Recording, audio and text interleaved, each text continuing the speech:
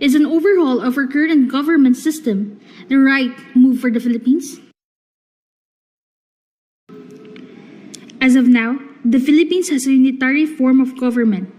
It is a republic with a presidential form of government wherein power is equally divided among its three branches: legislative, executive, and judiciary.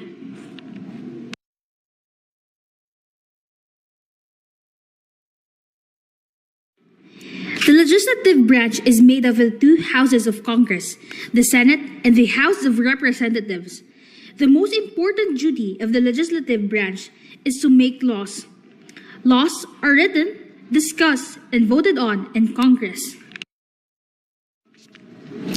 The judicial branch holds the power to settle controversies involving rights that are legally demandable and enforceable. The executive branch is composed of the President and the Vice President. The executive branch carries out and enforces law. It means that power and authority is vested in one centralized government.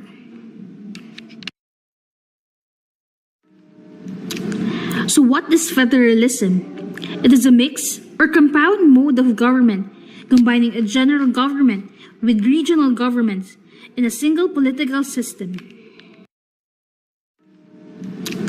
So what is federalism? It is a mix or compound mode of government combining a general government with regional governments in a single political system.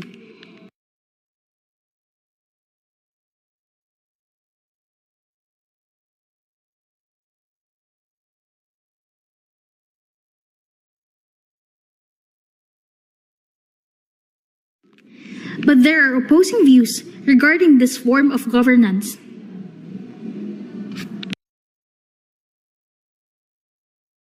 So what could thus federalism bring? The main assertion of federalism is the decentralization of power through the creation of federal regions in which they have the autonomy and authority to decide how the economy runs. For those who are pro-Fed, see it as the end of the failure of the current Philippine economy, as the autonomy of each federated region would mean equitable development among regions.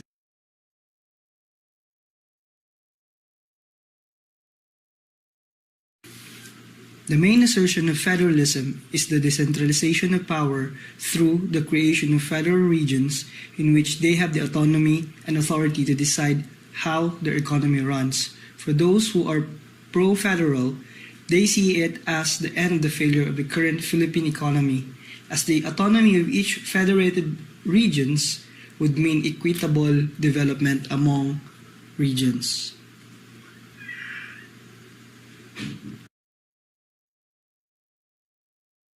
Decentralization of power does not actually ensure a way to equalize development, as Manila is not even the leading region for economic growth. Under federalism, there is an all-out liberalization of regional economy, wherein federated regions open its doors to foreign investment. Hence, the natural resources will be exploited by foreign entities. This economic liberalization is hereby supported by the Federal Constitution.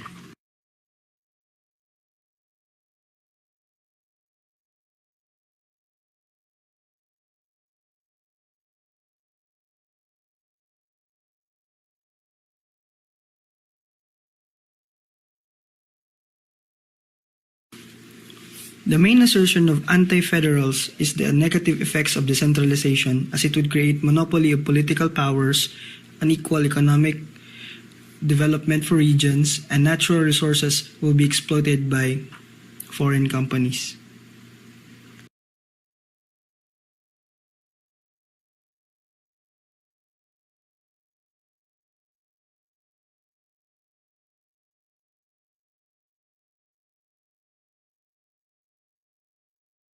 The plebiscite is a constitutional right that is granted by the state to its people. Before the implementation of Federal Republic, there will be a conduct of plebiscite wherein the Filipino people have the right to cast their votes in the said charter change. Plebiscite is actually the power of the people to adopt or not to adopt the proposed changes in the current constitution. Nonetheless, the institutionalization of charter change will not be materialized if there is no plebiscite. If ever the federal movement reaches that point, we Filipinos should participate in the plebiscite. This is one of the ways of upholding and fighting for our democratic rights as citizens of the Philippine Republic. After the plebiscite, if ever the institutionalization of Federal Republic won in the plebiscite, there will be an immediate change of government structure. The Constitutional Convention will declare the change of Philippine Constitution from democratic unitary presidential into federal presidential republic. However, there will be a 2-year transitional period from the current system to the new one.